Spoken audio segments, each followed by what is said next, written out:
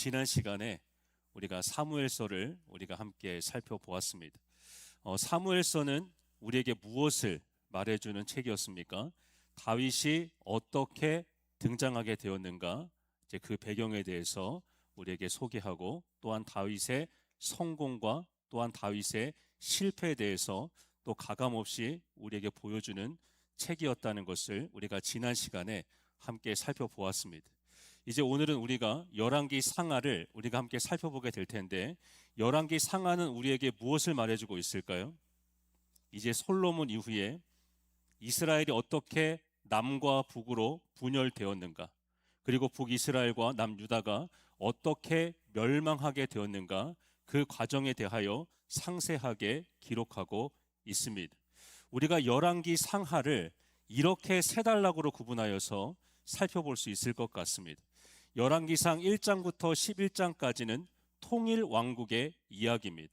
아직까지는 솔로몬까지 그 나라가 갈라지지 아니하고 이제 통일 왕국을 유지하고 있는 그 모습을 보게 되고요. 열왕기상 12장부터 열왕기하 17장까지는 분열 왕국의 역사를 보게 됩니다. 이제 북이스라엘과 남유다가 어떠한 길을 걷게 되는가, 그리고 북이스라엘이 어떻게 멸망의 길을 걷게 되는가, 이것을 우리가 살펴볼 수 있고요. 열왕기하 18장부터 25장까지는 이제 북이스라엘이 멸망하고 남유다만 남게 되는, 그러나 이 남유다 또한 어떻게 멸망의 과정을 걷게 되는지 우리가 그 과정을 또한 함께 살펴볼 수가 있습니다. 이렇게 열왕기 상하는 그 왕국의 변천사에 따라서 우리가 크게 세 단락으로 구분하여 살펴볼 수가 있습니다. 이제 우리가 리딩 지저스 이제 5가지 레슨을 우리가 함께 살펴보는 시간을 갖고자 하는데, 리딩 지저스 첫 번째 레슨에서는 우리에게 무엇을 말해주고 있을까요? 율법과 지혜에 대해서 말해주고 있습니다. 이것을 통하여서 열왕기가 우리에게 주는 메시지가 무엇인지를 우리에게 분명하게 가르쳐주고 있는 것이죠. 우리가 열왕기서를 보게 되면 이제 그 나라의 흥망성쇠가 어디에 결정되는 것을 확인할 수 있을까요? 바로 신앙이라는 것을 보게 됩니다. 그 나라의 국력에 의해서, 그 나라의 군사력에 의해서 그 나라의 흥망성쇠가 결정되는 것이 아니라 여호와 하나님을 향한 그 신앙이 어떠했는가에 따라서 그들이 흥망성쇠가 결정되게 되는 그것을 보게 됩니다. 여기서 우리가 살펴볼 수 있는 신앙의 기준은 무엇일까요? 바로 다윗의 신앙입니다. 그래서 선한 왕들에 대하여 기록을 할 때는 그들이 다윗의 길을 갔다라고 기록하는 것을 보게 되고요. 또한 북이스라엘의 역사 속에서 그들이 악한 길을 가게 되었을 때에 북이스라엘의 초대 왕이었던 느밧의 아들 여로보암의 길을 가게 되었다라고 말해주고 있는 것을 보게 됩니다. 철저히 열왕기서는 선지자적인 관점에서 그들이 하나님의 말씀에 순종하였는가 순종하지 않았는가에 따라서 그 나라의 흥망성쇠가 결정되었다라는 것을 우리에게 보여주고 있습니다. 이제 열왕기서의 시작을 보게 되면 이제 다윗이 죽음을 앞두고 솔로몬에게 어떠한 유언을 남기게 되었을까요? 이제 하나님의 율법을 잘 지켜 행할 것에 대하여 강조하고 있는 것을 보게 됩니다. 왜 이것이 중요하겠습니까? 이스라엘은 다른 나라들과는 다르기 때문이죠. 그 나라의 왕이 모든 주권을 가지고 그 백성들을 다스리는 것이 아니라 이스라엘의 왕은 어떠한 왕이었던 것이죠? 하나님의 율법에 순종하며 그 백성들을 하나님의 말씀 가운데 통치하는 하나님의 대리 통치자로서의 역할이었기 때문에 이제 다윗은 솔로몬에게 유언처럼 너는 하나님의 말씀을 지켜 행하라, 이것을 강조하여 말해주고 있는 것을 보게 됩니다. 그래서 열왕기서에서 가장 중요한 것은 그들이 하나님의 말씀에 순종했는가, 그 왕들이 하나님 앞에서 얼마나 진실하였는가, 이것에 따라서 그 나라의 흥망성쇠가 결정되는 모습을 보게 됩니다. 그리고 우리가 열왕기상을 보게 되면 이제 솔로몬이 하나님께 지혜를 구하고 그가 그 지혜를 하나님의 은혜 가운데 받게 되는 과정을 보게 됩니다. 그리고 하나님께서 그에게 지혜만 주신 것이 아니라 그가 구하지 않은 것들까지도 형통하게 부어주시는 것을 보게 되죠. 그런데 여기서 우리가 생각해 봐야 할 것이 있어요. 그저 단순히 솔로몬이 하나님으로부터 지혜를 얻게 되었다, 여기에 우리의 시선을 멈추는 것이 아니라 우리의 시선이 어디까지 함께 따라갈 수 있어야 될까요? 이 솔로몬이 그 지혜를 어떻게 사용하게 되는가, 우리가 이것을 유념하여 지켜볼 필요가 있습니다. 솔로몬이 하나님의 은혜 가운데 지혜를 얻었다라는 것이 중요한 것이 아니라 무엇이 더 중요하다고요? 그 지혜를 가지고 그가 어떻게 그 나라를 다스리고 어떻게 그 나라를 통치하였는가, 우리가 이것을 눈여겨볼 필요가 있습니다. 솔로몬은 그 지혜를 어떻게 사용하였을까요?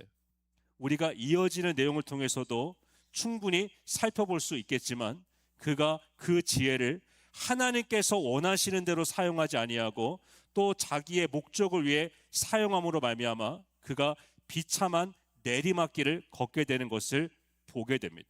여기서 우리는 또한 중요한 깨달음을 얻게 되는 것이죠. 우리가 하나님의 은혜를 구하는 것 중요해요.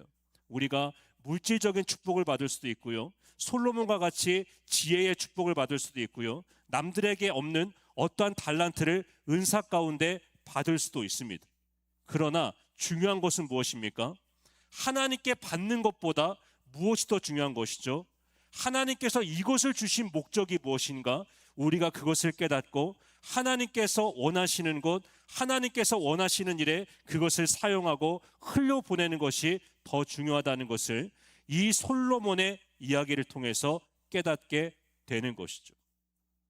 그렇다면 우리가 무엇을 구하기 이전에 또한 무엇을 함께 염두에 되겠습니까? 내가 이것을 어떻게 사용할 것인가? 하나님께서 내게 넘치는 은혜를 부어주셨을 때에, 하나님께서 내 삶을 축복해 주셨을 때에 내가 그것을 어떻게 흘려보낼 것인가? 이것이 굉장히 중요한 것이죠.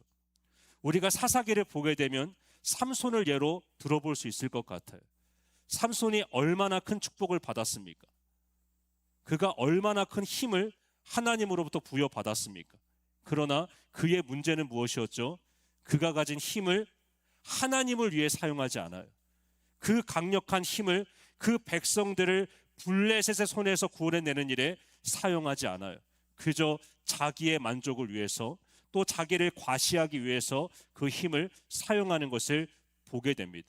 그 결과 그가 얼마나 비참한 인생의 내리막길을 걷게 되는지 우리가 성경을 통해서 확인할 수 있는 것이죠. 솔로몬의 이야기에서도 마찬가지예요.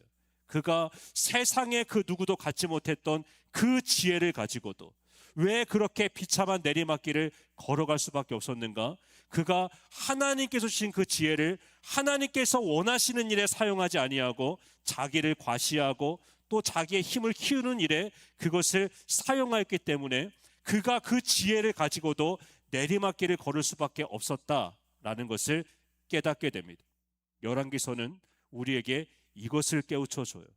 우리가 무엇을 가졌는가, 우리가 얼마나 큰 힘을 얻게 되었는가, 얼마나 큰 지혜를 가지게 되었는가, 이것이 중요한 것이 아니라 우리가 그것을 어떻게 사용해야 하는가, 어떻게 하나님께서 목적하신 바대로 그것을 사용해야 하는가, 이것이 더 중요하다는 것을 우리에게 깨우쳐주고 있습니다. 두 번째 레슨에서는 우리에게 무엇을 말해주고 있을까요? 무엇이 더 중요한가? 이제 솔로몬의 성전 건축을 통하여서 우리에게 주는 메시지가 무엇인지를 말해주고 있습니다. 솔로몬이 성전을 건축해요. 이것을 가지고 또 많은 분들이 설교하는 것을 보게 됩니다. 우리가 솔로몬과 같이 복을 받기 위해서는 우리도 성전을 건축해야 합니다. 그래서 이제 건축 헌금도 이제 강요를 하게 되어지고 우리가 복을 받기 위하여서 이것이 중요하다는 것을 강조하는 경우를 보게 됩니다. 그런데 우리가 이 성전 건축의 과정에서 눈여겨보아야 될 것은 성경이 이 솔로몬의 성중 건축에 대하여서 그렇게 긍정적인 시각으로 바라보고 있지 않다는 것을 눈여겨보아야 합니다. 먼저 이 솔로몬이 어느 정도의 시간을 가지고 이 성전을 건축하게 되었을까요? 무려 7년의 시간에 걸쳐서 이 성전을 건축하게 됩니다. 그런데 중요한 것은 그 이후에 벌어진 일입니다. 이제 성전을 건축하고 나서 이제 솔로몬이 무엇을 또한 건축하게 될까요? 자기를 위한 왕궁을 건축하게 됩니다. 성전을 건축하는 데는 몇 년의 시간이 걸렸다고요? 7년의 시간이 걸렸어요. 그런데 자기를 위한 그 왕궁을 건축하는 데는 몇 년의 시간이 소요되었을까요? 무려 13년의 세월이 걸리게 되었다는 것을 보게 돼요. 그리고 규모적인 면에서도 2배 이상 큰 규모를 자랑했습니다. 그리고 눈여겨볼 것은 무엇이냐면 이 성전을 건축할 때는 누가 이 성전의 모든 것들을 감독하였을까요? 두로와 히람이 이 성전 건축과 관련된 모든 것들을 감독하고 관리합니다. 그런데 이 왕궁을 건축할 때는 누가 이 모든 것들을 지휘하고 감독하였을까요? 가장 지혜로운 왕이었던 솔로몬이 친히 모든 것들을 감독하고 모든 과정을 지휘합니다. 성전을 건축할 때는 자기가 그것을 감독하지 않았다고요. 두로와 히람을 통하여서 그 성전을 건축해요. 그러나 자기를 위한 왕궁을 지을 때에는 누가 친히 그 모든 것들을 감독하였다고요? 가장 지혜로운 왕이었던 솔로몬 자신이 그 모든 과정들을 감독하고 지휘합니다. 그리고 왕궁을 건축하는데 훨씬 더 많은 시간이 소요되었어요. 건축을 하는 데만 몇 년의 시간이 걸리게 되었을까요? 무려 20년의 세월이 걸리게 되었습니다. 20년 동안 이 무리한 건축을 진행하면서 백성들은 어떠했을까요? 큰 고통을 받고 있었습니다. 과도한 세금을 징수하고 또 많은 사람들을 노역에 투입시키고 그 과정 가운데 그 백성들이 지치게 되어지고 크게 어려움에 빠지게 되는 그 과정들을 또한 우리가 보게 되는 것이죠. 이것을 어디에서 볼 수 있냐면 이제 솔로몬 사후에 르호보암이 왕위를 얻게 됩니다. 그런데 그때에 노역으로 인한 그 분쟁으로 말미암아 여로보암을 중심으로 북이스라엘과 남유다가 분열되어지는 그 뼈아픈 역사의 스토리를 엿볼 수가 있는 것이죠. 이 모든 것의 불씨가 어디에서부터 시작되었다고요? 건축에서부터 시작되었다는 것을 보게 됩니다. 열왕기상 9장 1절 말씀을 보면요, 이런 기록이 나와요. 이제 솔로몬이 성전과 이 왕궁의 모든 건축을 마치고, 그리고 어떻게 그 사건에 대하여서 해석을 하고 있냐면 자기를 위한 것을 모두 마침에 라고 성경은 기록하고 있습니다. 이 건축의 모든 과정이 누구를 위한 것이었다라고 성경은 해석하고 있는 것이죠. 하나님을 위한 것이 아니라 자기를 위한 모든 것들을 마침에 라고 열왕기상 9장 1절은 이 일들에 대하여서 해석해주고 있는 것을 보게 됩니다. 이 모든 과정이 누구를 위한 것이었다고요? 하나님을 위한 것이 아니라 자기를 위한 것이었다라는 것을 보게 됩니다. 저는 이전에 한 목사님께서 해주셨던 그 이야기가 이 솔로몬의 사건을 볼 때마다 항상 떠오르게 됩니다. 그 목사님께서 이런 말씀을 하시더라고요. 이제 이분이 이제 강사로 섭외되어서 집회를 많이 다니시는 분이십니다.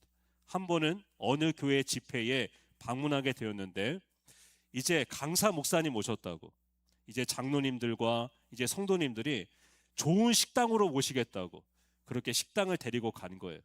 어떤 식당으로 데리고 갔을까요? 보신탕 집으로 데리고 갔습니다. 근데 문제는 무엇이냐면 이분이 강아지를 사랑하시는 분이에요. 결코 보신탕을 입에 대지 않으시는 분이에요. 그러다 보니까 이런저런 핑계를 대면서 보신탕은 하나도 입에 대지 아니하고 주변에 그런 반찬들, 다른 음식들을 먹고 다시 숙소로 돌아오게 되었다고 합니다. 이제 숙소에서 잠들기 전에 이제 식사했던 일들 이제 떠올려 보면서, 그리고 이 식사에 대한 영수증을 어떻게 교회에 청구할까 라는 것을 생각해 보면서 이분이 잠들기 전에 피식 웃게 되었다고 합니다. 아마 이렇게 청구하겠지. 강사 접대비. 그러면서 이런 생각이 들었다는 거예요. 자기들 먹고 싶은 거 다 먹어놓고 강사를 접대했다고 그렇게 청구하겠지 라는 생각이 들어서 피식 웃음이 나오셨다고 고백을 하더라고요. 제가 왜 이 말씀을 드릴까요? 우리가 하나님을 위해서 한다고 하지만 정작 나를 위한 것이 많다라는 것을 우리가 기억할 필요가 있기 때문입니다. 우리는 하나님을 위해서 무엇을 했다고 생각해요? 마치 강사 접대비 목록으로 그 영수증을 청구하는 것처럼 내가 하나님을 위해서 이것을 했습니다.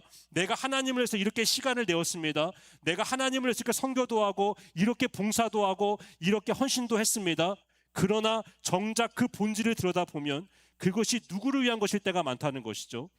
하나님을 위한 것이기보다 나를 위한 것일 때가 많다는 거예요.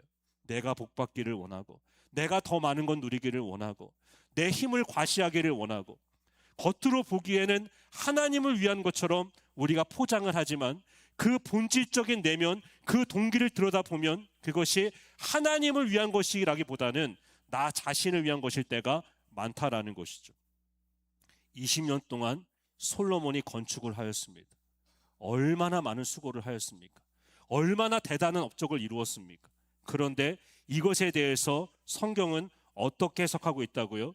그가 하나님을 위한 것을 모두 마침에 라고 성경은 이 솔로몬의 모든 성전 건축, 왕궁 건축의 사건을 마무리 짓고 있는 것이 아니라 그가 자기를 위한 것들을 모두 마침에 라고 해석을 하고 이렇게 기록하고 있다는 것을 보게 됩니다.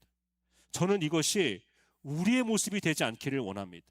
우리가 하나님 앞에서 얼마나 많은 것을 했는가가 중요한 것이 아니라 우리가 얼마나 진정성을 가지고 하나님을 향한 진실함을 가지고 정말 나를 위한 것이 아니라 오직 하나님 한 분 영광받게 하는 그 일을 위하여서 우리가 어떻게 우리의 마음의 중심을 다하여 우리가 최선을 다했는가, 이것이 중요하다는 것을 깨우쳐주고 있는 것이죠.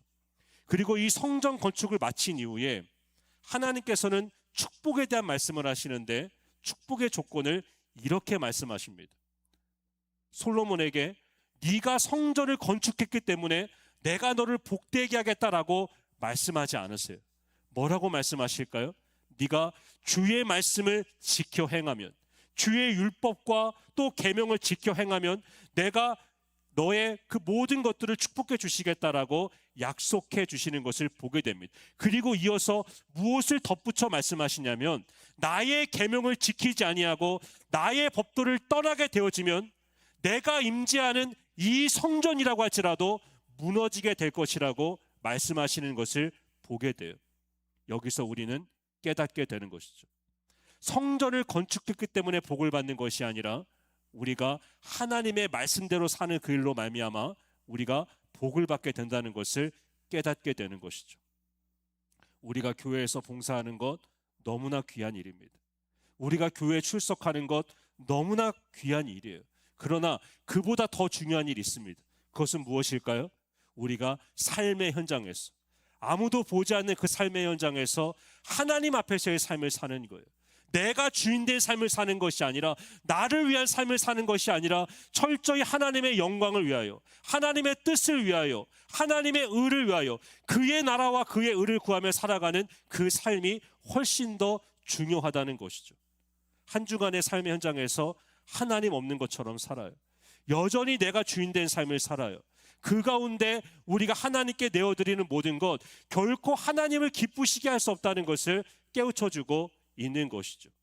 저는 그런 측면에서 우리가 마음으로 하나님을 왕으로 섬기며 또한 우리의 삶의 현장에서 하나님의 왕되심을 인정하며 내가 주인된 삶을 사는 것이 아니라 하나님께서 주인 되시는 삶을 살아갈 수 있는 우리 모두가 될 수 있기를 원합니다. 세 번째 레슨에서는 우리에게 무엇을 말해주고 있을까요? 살아있는 말씀. 바로 분열 왕국 시대 때부터 선지자들이 등장하게 되는 것을 보게 됩니다. 그래서 엘리야와 엘리사가 이 분열 왕국 시대에 활발하게 하나님의 말씀을 대언하여 선포하는 그들의 활동을 보게 됩니다. 하나님께서는 이 백성들을 가만히 내버려 둘 수 없는 거예요. 그들이 스스로 하나님을 따르지 못하니까, 그들이 여전히 자기가 주인된 삶을 살아가니까 그들을 돌이키게 하시기 위하여서, 또한 그들을 깨우쳐 주기 위하여서 하나님께서는 그 악한 그 시대에 누구를 세우시고 누구를 보내시는 것을 보게 됩니까?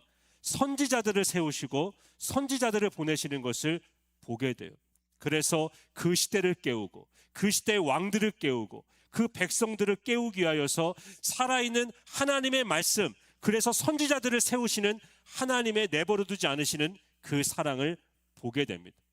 그리고 하나님의 말씀과 그 선지자들을 대하는 태도에 따라서 그 나라의 축복과 저주가 임하게 되는 이 상황을 보여주고 계시는 것을 확인할 수가 있어요. 대표적으로 두 가지를 리딩 지저스에서는 우리에게 말해주고 있습니다. 여리고에서 축복을 경험하는 것을 보게 돼요. 여리고는 어떠한 땅이었을까요? 여호수아가 여리고 땅을 정복하게 되었을 때에, 여리고 성을 점령하게 되었을 때에 그 땅에 대하여 저주하는 것을 보게 됩니다. 저주받은 땅이었다고요. 기뻐하지 않는 땅이었다고요. 그런데 그곳에 있는 주민들이 누구를 극진하게 대접하는 것을 보게 될까요? 아무 볼 것 없는 것 같은 엘리사, 하나님의 말씀을 대언하는 그 선지자를 극진하게 대접하는 그 모습을 보게 돼요. 그리고 그 과정 속에서 그 여리고의 동물을 생수로 바꾸시는 하나님의 기적이 일어나게 되는 것을 보게 됩니다. 어떻게 보면 저주의 땅이 축복의 땅으로 바뀌게 되는, 하나님의 말씀을 존중하고 하나님께서 보내신 선지자를 세워주는 그 과정 가운데에 그 저주의 땅이 축복의 땅으로 바뀌게 되는 그 과정을 보게 됩니다. 또한 반대의 상황을 또한 보게 돼요. 베델은 어떤 뜻을 가지고 있을까요? 하나님의 집이라는 뜻을 가지고 있는 땅입니다. 하나님의 축복이 약속된 땅이었다고요. 그러나 그 땅이 어떻게 변질되어 갔을까요? 후에 분열왕국 시대에 북이스라엘이 우상을 섬기는 대표적인 지역이 바로 베델이었습니다. 하나님의 집이 어떠한 집으로 바뀌게 된 것이죠? 우상의 집으로 바뀌게 된 것이죠.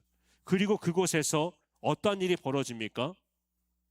엘리사를 조롱하는 베델의 젊은이들을 보게 됩니다. 대머리여 올라가라, 대머리여 올라가라.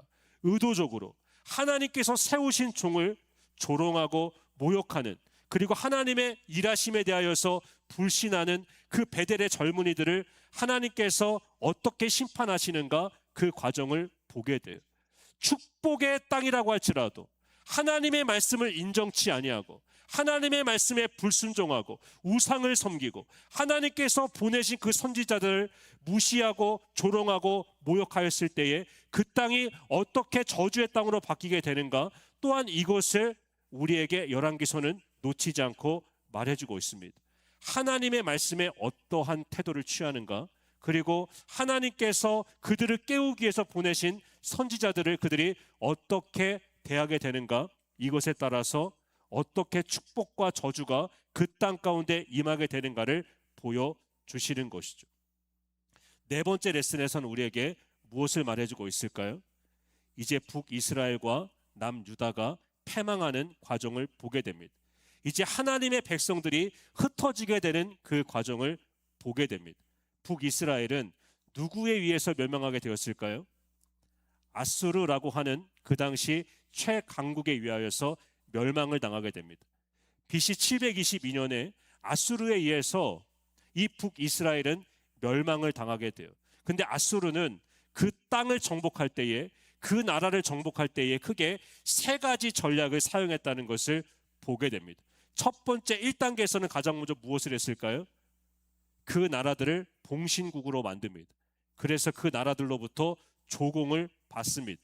그리고 두 번째는 어떠한 전략을 펼쳤을까요? 그 나라들의 왕을 폐합니다. 그리고 자신들이 원하는 왕, 꼭두가시 왕을 세워서 자신들이 원하는 대로 그 나라를 통치하고자 했습니다. 마지막 세 번째 단계는 무엇이었을까요? 그들이 자신들의 정체성을 잇기 위해서 그 백성들을 강제로 이주시킵니다. 그래서 서로가 섞이게 만들었어요. 후에 이것이 어떻게까지 발전되는 것을 보게 되죠. 후에 유대인들이 사마리아인들을 멸시했던 이유가 무엇이었습니까?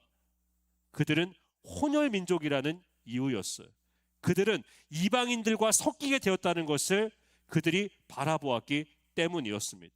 그래서 유대인들이 사마리아인들을 멸시했던 것은 이 아수르에 의하여서 그 땅이 혼혈 국가가 되었기 때문에, 이로 인하여서 그들을 인정하지 아니하고 또한 그들을 짐승만도 못한 존재로 취급했다는 것을 보게 되죠.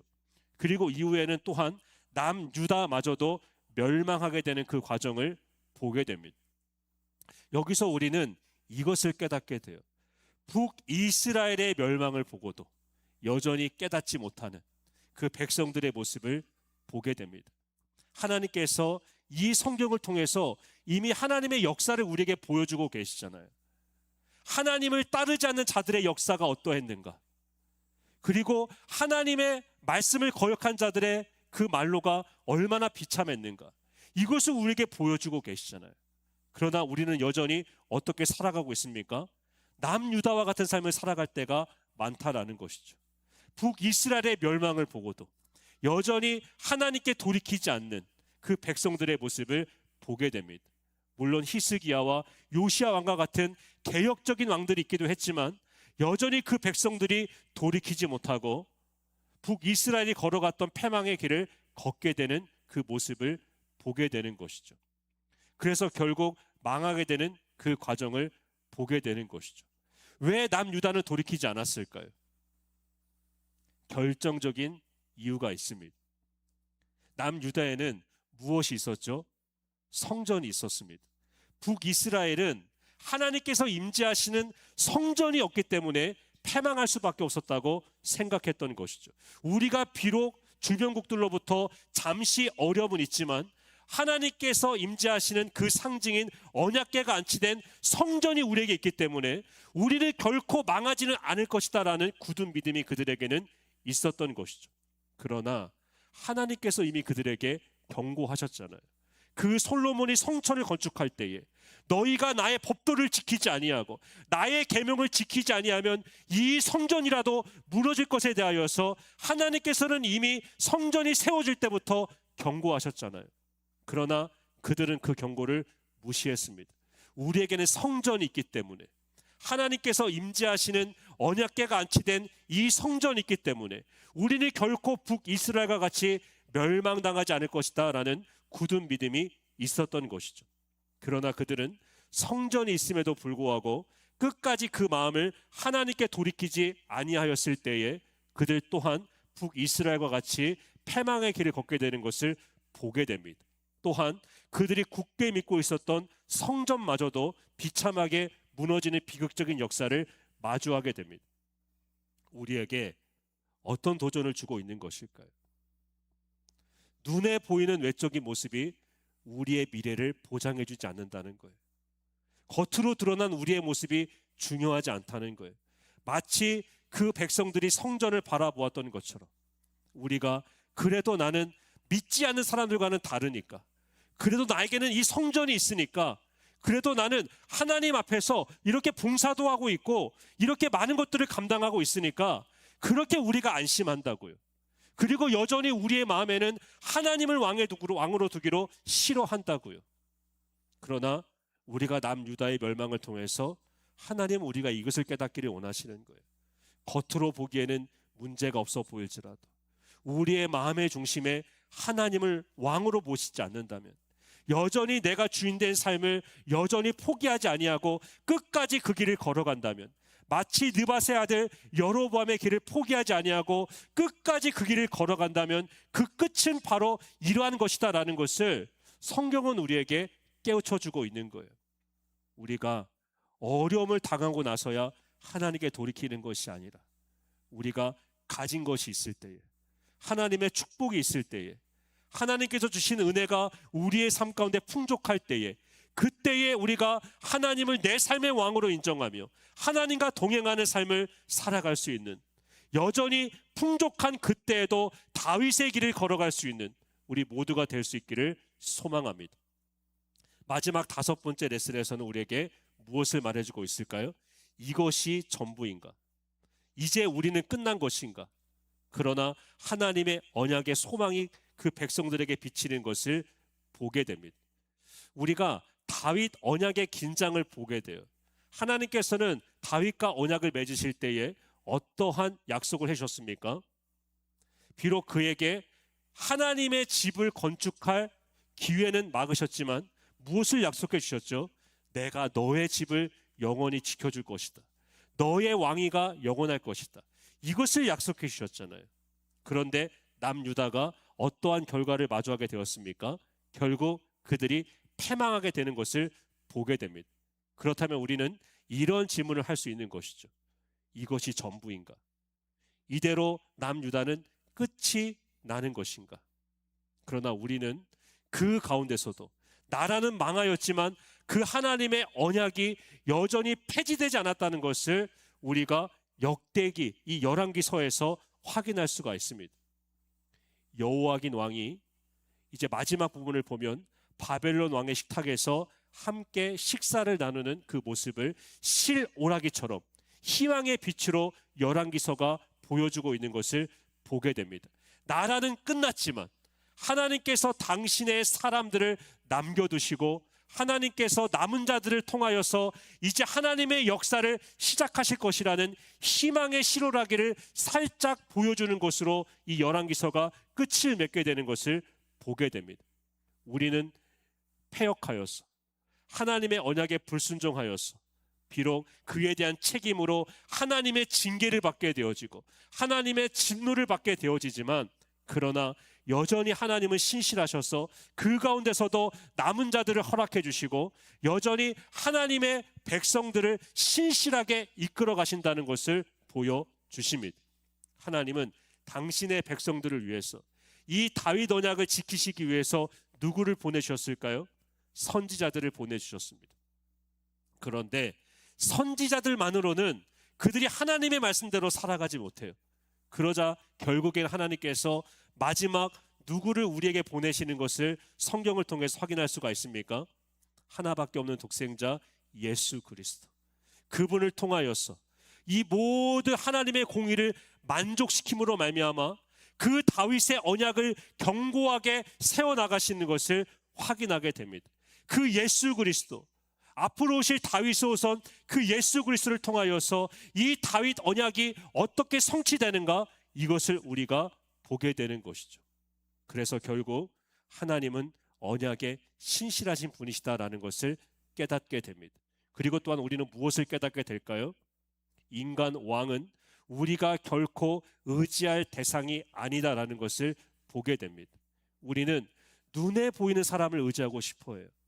눈에 보이는 사람을 통해서 무엇인가를 얻고자 합니다. 그러나 하나님은 이것을 말씀해 주고 계시는 거예요. 하나님의 마음에 합했던 다윗도 온전하지 못했어요. 그도 성공했던 때가 있었지만 내리막길을 걸을 때가 있었어요.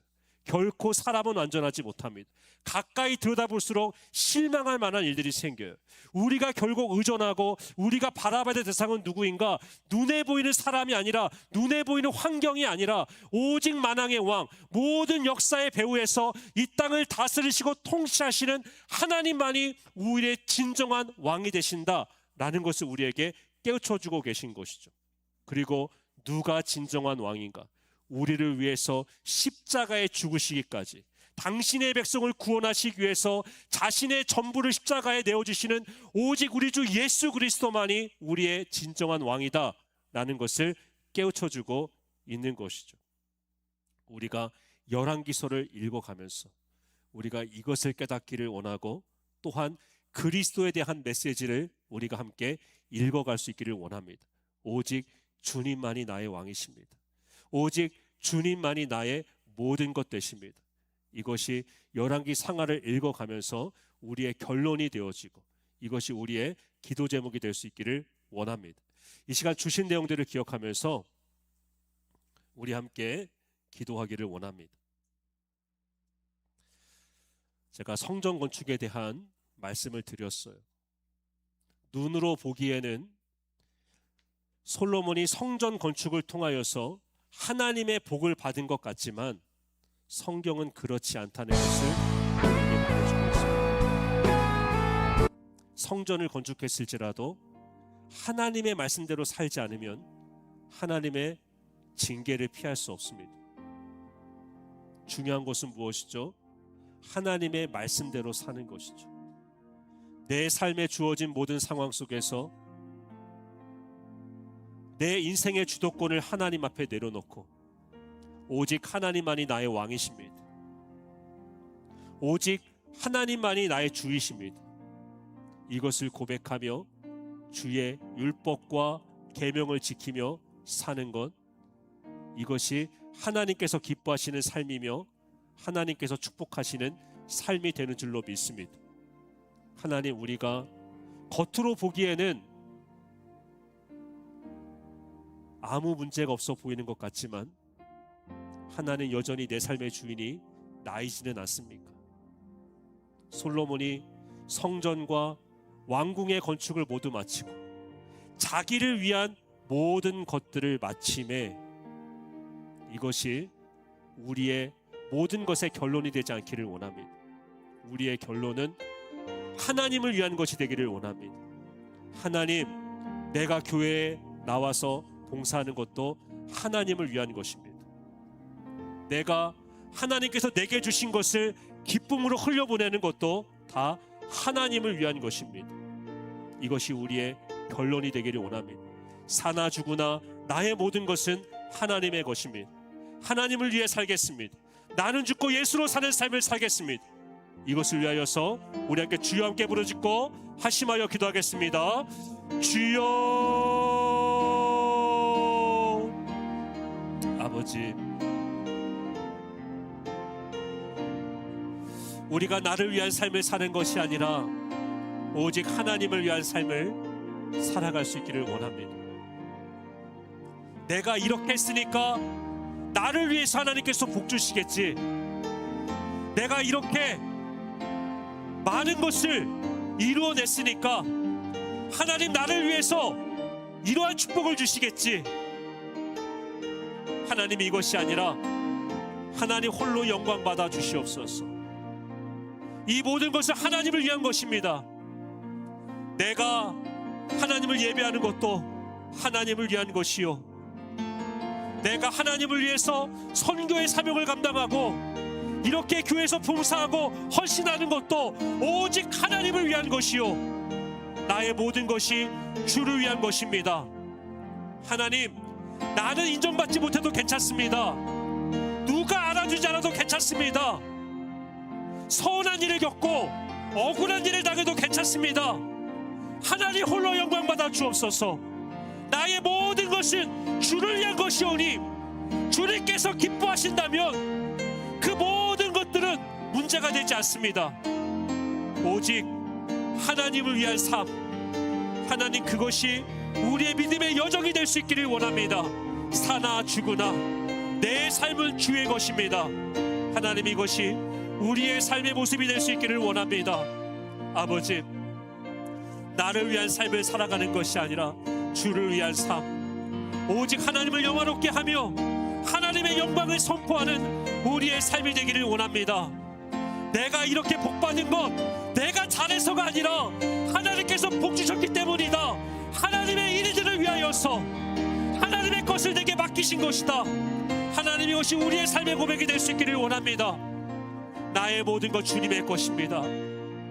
하나님, 내가 한 것이 아닙니다. 주께서 주신 것입니다. 하나님, 우리의 남은 인생의 여정을 주를 위하여서 살아갈 수 있기를 원합니다. 하나님께서 주신 것일진데 마치 내가 수고하여서 나의 지혜와 나의 노력을 얻은 것이냐, 그저 이 모든 것들을 나의 만족과 나의 유익만을 위하여서 낭비하는 솔로몬의 길을 걷지 않기를 원합니다. 자신의 화려한 왕국을 짓기 위하여서 그렇게 모든 지혜와 모든 재정과 모든 것들을 투입하였던 솔로몬의 길을 걷지 않기를 원합니다. 오직 주님의 영광을 위하여 하나님, 내게 주신 것들 하나님의 것임을 인정하며 하나님께서 주신 것일진데 내가 이것을 어떻게 쓰기를 원하십니까? 내가 어떻게 살아가기를 원하십니까? 내가 어떻게 주님의 부르심에 순종하며 나가기를 원하십니까? 하나님, 이 고백을 가지고 우리가 다윗의 길을 걸어갈 수 있기를 원합니다. 아버지, 함께하여 주시옵소서. 붙잡아 주시옵소서. 이 시간 우리가 하나님의 신실하심을 의지하며 기도할 수 있기를 원합니다. 하나님, 우리는 연약합니다. 우리가 하나님께서 원하시는 삶을 살아보려고 몸부림칠 때가 많이 있지만, 여전히 하나님께서 원하시는 삶을 살기보다는 하나님께서 원치 않으시는 죄의 길을 걸어갈 때가 훨씬 더 많은 것이 우리의 모습임을 고백합니다. 남유다의 역사 속에서 비록 선한 왕들도 있었지만 결국 그 나라가 그 악을 덮지 못하고 패망의 길을 걷게 되는 것을 보게 됩니다. 우리도 때로는 히스기야처럼, 때로는 요시야처럼 하나님의 말씀대로 살기 위하여 몸부림치는 순간들도 있지만 결국에는 죄 가운데 넘어지는 것이 우리의 한계임을 고백합니다. 하나님, 우리에게는 소망이 없습니다. 오직 우리를 위하여서, 우리의 왕이 되시기 위하여서 이 땅에 오신 우리 주 예수 그리스도만이 우리에게 참 소망이 되십니다. 주님의 십자가의 그 사랑이 아니었다면 우리가 어떻게 하나님의 자녀가 될 수 있단 말입니까? 우리가 어떻게 하나님의 은혜 가운데 머물 수 있단 말입니까? 그래도 우리가 이 정도 믿음을 가지고 여기까지 오셨던 것도 모두 하나님의 은혜임을 고백합니다. 하나님의 신실하심 때문이었음을 고백합니다. 하나님, 더욱더 주님을 의지하며 나가기를 원합니다. 나를 의지하는 삶이 아니라 나에게는 소망이 없음을 인정하며 하나님의 은혜 아니면 살아갈 수가 없습니다. 하나님의 신실하심이 아니면 이 죄악된 세상을 결코 이겨낼 수 없습니다. 우리 주 예수 그리스도 안에서 하나님, 내가 날마다 주의 은혜 가운데 살아갈 수 있기를 원한다고 하나님의 신실하신 가운데 내 삶을 붙잡아 주시고 인도해 달라고 하나님께서 내버려 두시면 우리의 삶은 더 이상 소망이 없습니다. 우리의 삶을 붙잡아 주시고 하나님의 신실하심으로 우리의 삶을 이끌어 달라고 우리 다시 한번 주 앞에 부르짖고 한심하여 기도하겠습니다. 주여, 아버지, 우리에게는 소망이 없습니다. 우리가 때로는 남들보다 신앙생활 잘하는 것처럼 착각할 때도 있지만 결국 우리도 죄악 가운데 넘어지고 무너지는 연약한 존재임을 봅니다. 하나님, 우리가 하나님의 마음에 합한 사람이었던 다윗만큼 우리가 살아갈 수 있는 존재입니까? 다윗도 넘어지고 다윗도 무너지는 것을 보게 됩니다. 그도 결국 하나님의 은혜가 아니면 살아갈 수 없는 존재임을 우리가 보게 됩니다. 우리의 마음이 결코 높아지지 않게 하여 주옵소서. 우리가 자만하지 않게 하여 주옵소서. 우리가 교만 가운데 거하지 않게 하여 주옵소서. 하나님, 저 사람만 넘어지는 것이 아니라 나도 넘어질 수 있습니다. 저 사람만 유난히 죄를 짓는 것이 아니라 나도 죄악 가운데, 죄악의 구렁텅이 가운데 넘어질 수 있습니다. 하나님의 은혜가 아니면, 하나님의 붙드신 은혜가 아니면 나도 넘어질 수밖에 없습니다. 그런데 우리가 누구를 정죄할 수 있단 말입니까? 우리가 어찌 교만할 수 있단 말입니까? 하나님, 나도 얼마든지 넘어질 수 있는, 곤두박질 칠 수 있는 연약한 존재임을 아시지요. 하나님의 은혜 아니면 살아갈 수 없습니다. 하나님의 신실하심이 아니면 내 삶에는 소망이 없습니다. 하나님, 나를 위해서 이 땅에 우리 주 예수 그리스도를 보내셨음을 믿습니다. 그리스도 예수의 보혈의 은혜를 의지하여 나아갑니다. 하나님, 나는 부족하지만, 나는 연약하지만 나를 위해서 십자가에 죽으시고 부활하신 예수 그리스도로 말미암아 그분의 신실하심을 의지하며 나아가오니, 보혈의 공로를 의지하며 나아가오니, 하나님, 내 삶을 붙잡아 주옵소서. 하나님의 은혜 가운데 내 삶을 사로잡아 주옵소서. 하나님의 은혜가 아니면 살아갈 수가 없습니다. 오늘도 그 은혜를 의지하며 나아가오니 내 삶을 붙잡아 주시옵소서. 살아계신 하나님 아버지, 우리는 하나님의 은혜가 아니면 한순간도 살아갈 수가 없습니다. 때로는 우리가 교만하여서 누군가를 쉽게 판단하고 정죄할 때도 있습니다. 저 사람 왜 저래? 저 사람 왜 이렇게 죄짓고 다녀? 누군가를 쉽게 판단하고 정죄할 때가 많습니다. 그러나 하나님, 내게도 하나님의 붙드시는 은혜가 아니면 나는 더 심한 죄의 자리에 넘어질 수 있음을 보게 됩니다. 하나님의 마음에 합한 사람이었던 다윗조차도 하나님께서 내버려 두셨을 때에 얼마나 큰 죄악 가운데 빠지게 되는가를 보게 됩니다. 다윗 또한 하나님의 은혜가 아니면 살아갈 수 없는 존재였음을 보게 됩니다. 하나님, 우리가 이것을 기억할 수 있게 하여 주옵소서. 나에게는 소망이 없습니다. 하나님의 은혜가 아니면 살아갈 수가 없습니다. 나는 하나님 앞에서 늘 불신실합니다. 나에게는 소망이 없으나 나에게 소망이 있는 이유는 하나님의 신실하심입니다. 나를 위해서 예수 그리스도 이 땅에 보내시고 그분의 죽으심과 부활하심으로 말미암아 그분의 신실함으로 말미암아 우리를 구원해 내신 그 하나님, 나는 연약하지만 이 보혈의 공로를 의지하며 나아가오니 하나님, 이 주의 은혜로 말미암아 내 삶을 붙잡아 주시고 내 삶을 이끌어 주시고 죄악 가운데 느바세아의 여로보암의 길을 가는 것이 아니라 하나님 앞에서 그래도 신실하였던 다윗의 길을 걸어갈 수 있는 우리 모두가 될 수 있게 하여 주옵소서. 내 힘으로는 안 됩니다. 하나님의 은혜가 필요합니다. 내 삶을 붙잡아 주시고 나의 삶이 하나님의 언약에 묶여있는 삶이 될 수 있게 하여 주시옵소서. 넘어졌다가도 다시 은혜 가운데 일어섬을 얻게 되어지고 결국에는 그 다윗의 길을 향해서 나가게 되어지는 하나님, 우리의 믿음의 여정이 될 수 있기를 원합니다. 하나님, 결코 교만하지 않게 하여 주시고 하나님의 은혜 아니면 살아갈 수 없음을 바라보면서 하나님의 신실하심, 하나님의 그 은혜 가운데에 우리가 한 걸음 한 걸음 주님과 동행하며 살아갈 수 있게 하여 주시옵소서. 이제는 내가 더 이상 주인된 삶을 살지 않기를 원합니다.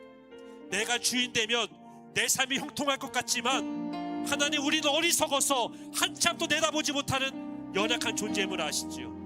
하나님, 한참도 내다보지 못하는 나의 힘과 나의 지혜를 의지하지 않게 하여 주시고 하나님, 내 삶을 다스려 주시옵소서. 내 삶을 이끌어 주시옵소서. 그렇게 하나님의 왕되심과 통치 가운데 살게 될 때에 우리를 가장 선한 길로 인도하시는 하나님을 경험하게 될 줄 믿사오니 하나님, 언제나 나는 죽고 예수로 사는 삶을 살아갈 수 있게 하여 주시옵소서. 함께 하실 주님을 기도하고 소망하며 우리 주 예수 그리스도의 이름으로 기도드립니다. 아멘. 우리 계속해서 기도하길 원하는데요, 또 말씀 가운데 주신 도전이 있다면 계속해서 기도하길 원하고 또 가지고 나오신 기도의 제목들 가지고 기도하시고 충분히 기도하신 이후에 돌아가도록 하겠습니다. 우리 다시 한번 주여 함께 부르짖고 하심하여 기도하겠습니다. 주여